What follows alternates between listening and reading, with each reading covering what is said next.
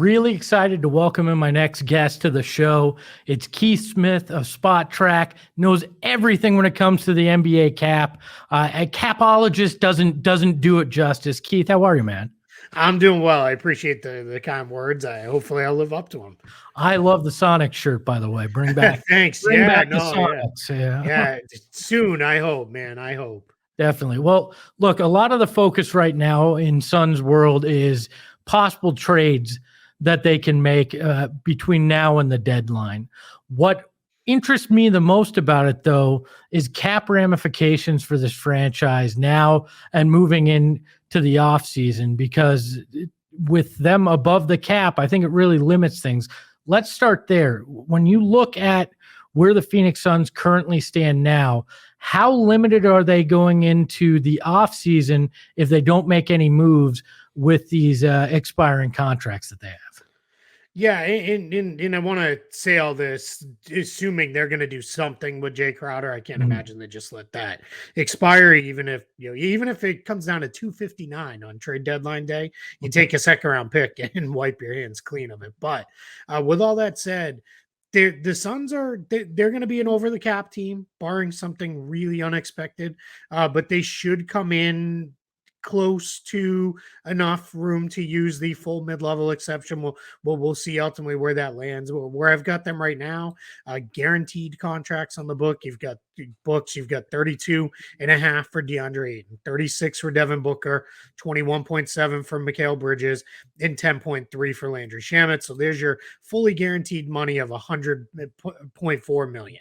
At that point, that's against a projected cap for next season. The latest projection provided by the NBA was 134 million. Now, the other tricky part for the Suns, they've got two big guaranteed or non or partial guaranteed contracts. You've got Chris Paul at 30.8 million, but is guaranteed for 15.8 million. And then you've got Cameron Payne at 6.5 million, guaranteed for 2 million. I put both of those guys into my projections that they'll be back on the roster, which means they'll sit there at their full amounts, the 30.8 for Paul, the 6.5 for Payne. So before we even get to cap holds for any of the free agents in it or anything like that, you've already got a team that's over and above the cap.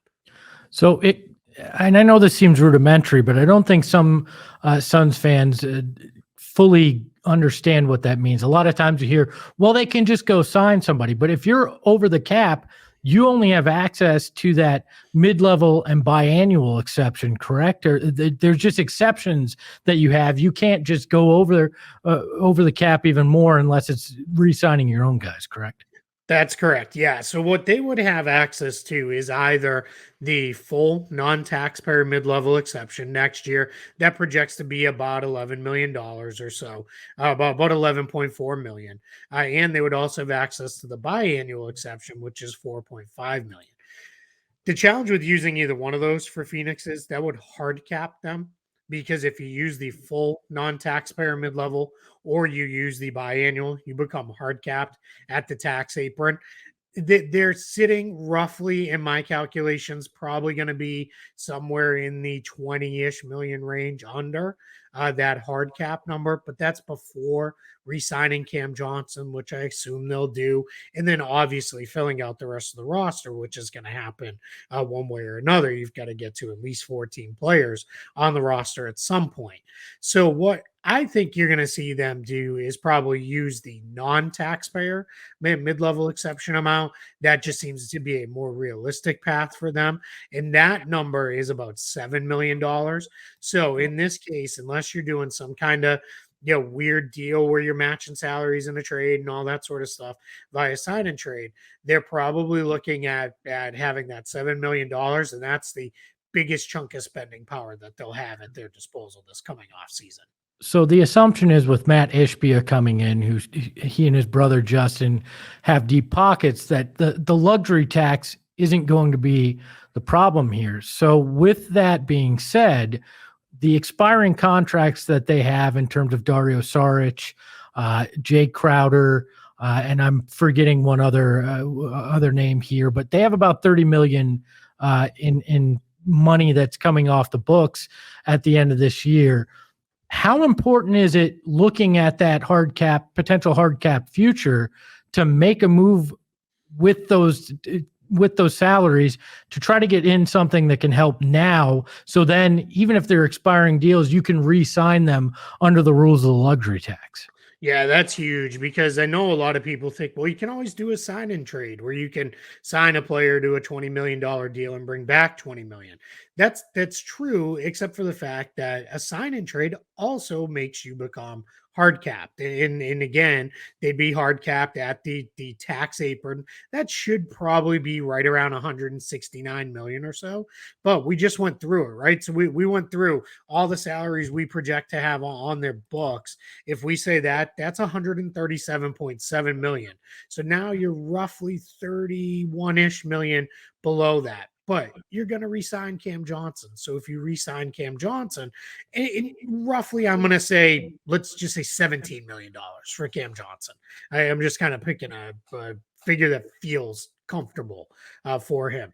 You re-sign him for a salary that starts around 17 million. Now all of a sudden you're at 144 million, and you're starting to creep close to that hard cap, or I'm sorry, 154 million, and you're starting to creep a little bit closer to that luxury tax, because at that point, even if you re-sign Cam Johnson plus all the guys we talked about, Ayton, Booker, Bridges, Paul, Payne, and Landry Shamet, you're only at 8 players on the roster. So you've got to then go get 6 more guys. You got to fill it out. And at that point, you're right basically at that hard cap number. And that's why it's better to make a deal now, especially if your new ownership group coming in says, yeah, the luxury tax isn't the barrier for us that it has seemingly been for years for the Suns. We'll blow past the luxury tax. Not saying they're going to go to Clippers, Warriors, Nets levels, but we'll go to 20 million over. That's generally the mark for a true contender. Then what you can do is you could go acquire somebody, even if they're on an expiring contract, with the idea of, all right, we shipped out Jay Crowder and Dario Saric. We're going to go acquire somebody else, and we're going to get a player signed and brought in, or maybe even they're on an expiring, with the idea of we'll re-sign them to be a big part of our core going forward with the other guys we still have. Yeah, I mean, I've very much been on a deal needs to get done, and I think that there needs to be some pressure on James Jones, because internal development has only taken this group so far, and with where you're sitting with the cap, it just seems like you're going to have to get creative to find that guy or guys that can really help Devin Booker out at this point. And I think you've painted a pretty complete picture on this. Won't be easy if they don't make these moves. Yeah, exactly. Yeah, I mean, 7 million, that's not a bad chunk of change. That's going to get you somebody who's helpful. But you're looking like guys who signed for the taxpayer last year. An example of a guy who you could get, or a player like him, is someone like Danilo Gallinari. Now, not perfect because he got hurt, obviously, but he was somebody who was available, signed for the full taxpayer. Mid-level, you can bring in that's what you're looking at, is that kind of veteran player that's coming in. Obviously, if you have a core of Booker, Paul, Ayton, Johnson, Bridges, that group, you're going to feel pretty confident you're at least a very solid playoff team, if not a full-scale title contender. I tend to lean towards the latter for Phoenix in that case. So you're going to be a little bit more attractive. Your 7 million might be a little bit more attractive than 10 million from a team that's maybe not so good to a veteran player.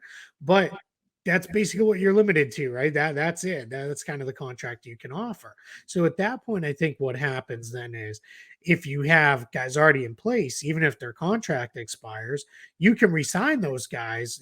Again, assuming the luxury tax is no barrier, re-sign those guys, bring them back along with Johnson and the rest of that core that we talked about. And then you fill out the rest of the roster with veteran guys who fill targeted specific needs, which I think James Jones and staff have done a good job with. I think, a guy like Bismack Biyombo, that's a great value for a minimum signing to be a backup 5 or even a third 5 if you need him. Damian Lee, another really good value signing to be kind of a designated shooter type of player for depth off your bench. I think they'll be able to target those. So ideally what you'd like to do is turn the Crowder, Saric, Maybe Torrey Craig. We'll see. I mean, Torrey Craig just seems like, and this is a bad example, but he seems like that bad penny. He just keeps turning up in Phoenix, right? Yeah. And that's not great to call him that because he's not bad by any means, but he's just kind of the guy who's always there.